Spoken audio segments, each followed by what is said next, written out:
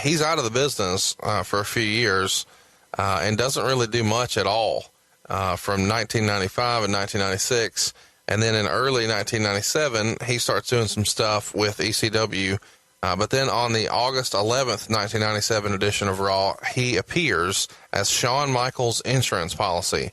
I'm curious, how does this happen? And after the way things didn't end so well once upon a time, who called who? How did that come about?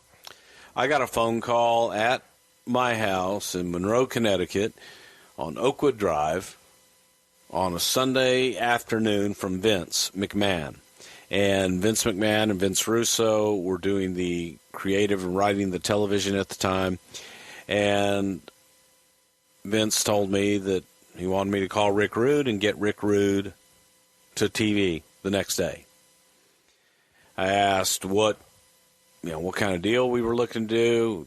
Vince was adamant he did not want to do any kind of long-term deal with Rick Rude. He wanted him on a per-night basis, bring him in, get him here, and we'll talk about everything else as time goes on. But we just wanted to do a per-night agreement with him, get him to Atlantic City, see what we got.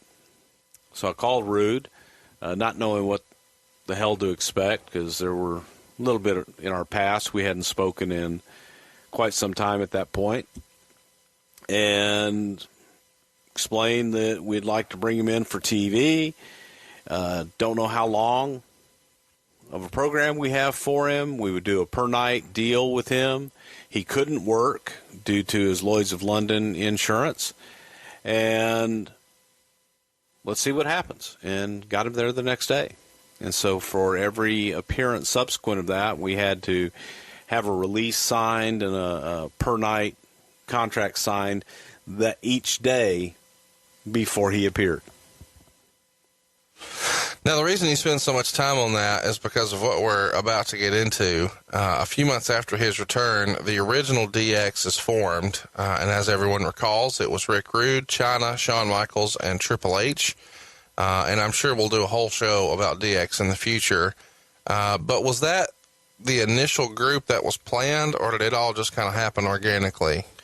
DX happened organically. The idea of having Rick Rude there as the bodyguard was Chyna was kind of the bodyguard for Hunter, and Rude was the bodyguard for Shawn. And it just organically happened. DX was something that came out of a promo where Bret Hart was talking about Generation X, and that Shawn Michaels and Hunter and Chyna and those guys were, you're like D-Generation X. And voila, it's born. So here we are now, November 17th. Now let's run through this. He's debuting on August 11th. So we're September, we're October, we're November. We're 3 months later. Rick Rude shows up on a live edition of WCW Monday Nitro. Of course, as everyone remembers, Raw was airing a taped show that night. So Rude comes out early on Nitro with only a mustache and said that Shawn Michaels never beat Bret Hart. This is about a week after the Montreal Screwjob. And that Vince McMahon instructed a referee to ring the bell and rob Bret Hart of his title. And then an hour later, of course, as we all remember, Rude shows up on Raw wearing a beard. I don't know that everybody knows this, but it's of note that that weekend of November 14th through the 16th, depending when ECW's television ran in your market of syndication, he was on ECW's Hardcore TV as well. So inside of a week, he's on ECW, WCW, and the WWF. Probably the only person ever to do that, at least on the same night. My goodness. So I want to know the story.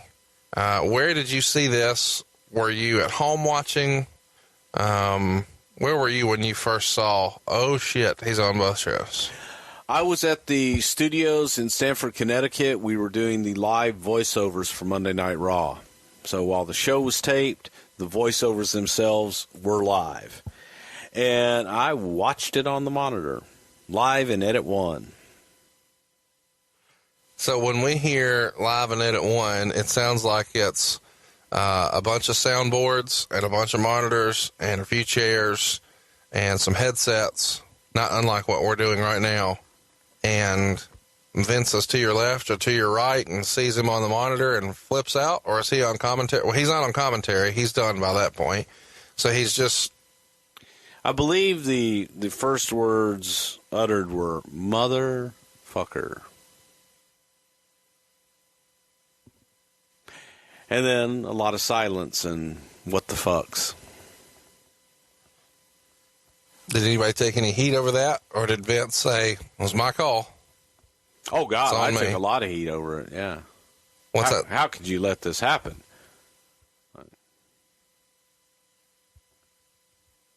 We didn't have a contract. You know, during the whole time, the legal department was pretty adamant and suggested more than once that we tie him up and that we get him under a standard contract of some kind. Rick wanted guarantees in his contract, and Vince was not sure that he wanted to use Rude for any extended length of time and was fine going with the nightly proposition.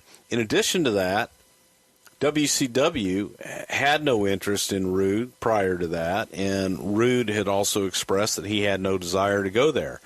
And then Montreal came along and everything changed.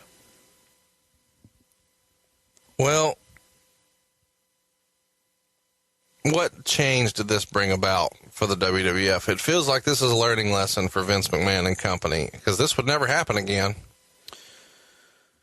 No, the change was, you know, by God, man, if you're going to put somebody on television, invest a lot of time and money in them, have them locked up. And if they don't want to sign a contract, then cut them loose, cut ties.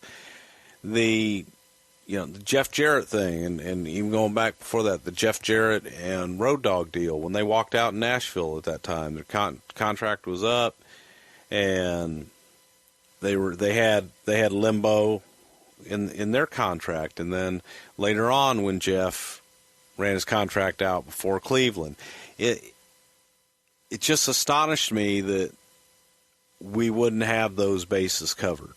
And it was brought up, and there was, you can say all you want, and Vince is a absolute genius businessman. He's a genius creative. But sometimes he's guilty of taking people at their word, face value, and still relies on a handshake. Well, now, Rude didn't do anything. So you say that kind of implying that Rude did something wrong here. Well, Rude did indicate, no, I don't think Rude did anything wrong. You said he took him at his word, which means he did give his word that he was there and he was good, and this is where he wanted to be. Didn't want to go to WCW, had no desire to go there. But shit changed at Survivor Series. Hey, it's business. All right, let's talk business. I don't blame him for going at all. I probably would have done the same thing given the opportunity. You say shit changed at Survivor Series. Let's talk about that.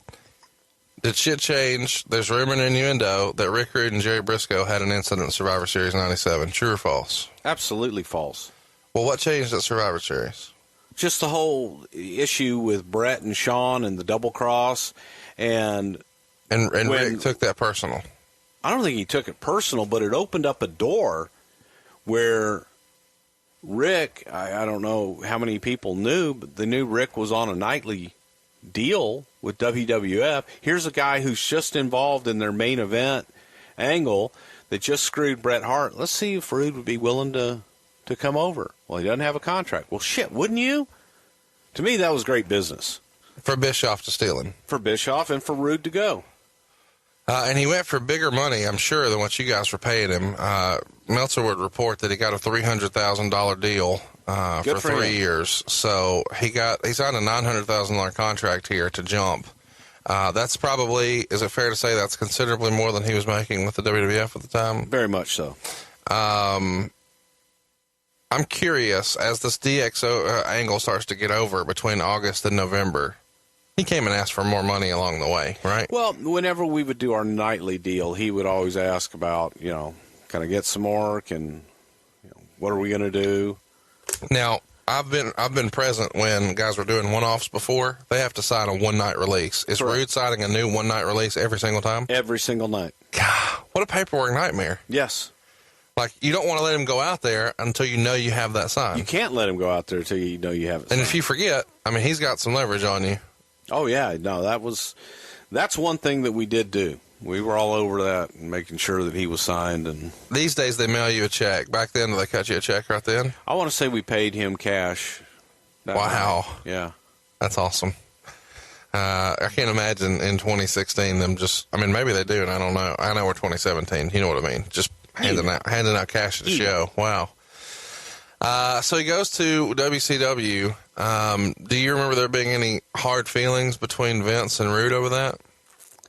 There were hard feelings with everybody over that, but you can't, when you remove yourself from the personal aspect of it and you just view it from a business standpoint, it was bad business on our part.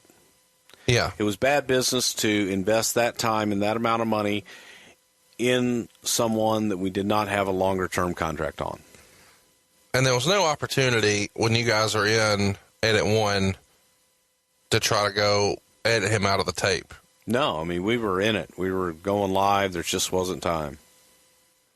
And, you know, there's going to be questions about this. Obviously, that weekend, you know, he had done the stuff for ECW. You guys didn't have a problem with him doing ECW, but this WCW Nitro thing, totally different animal. One's okay and understood and everybody's cool.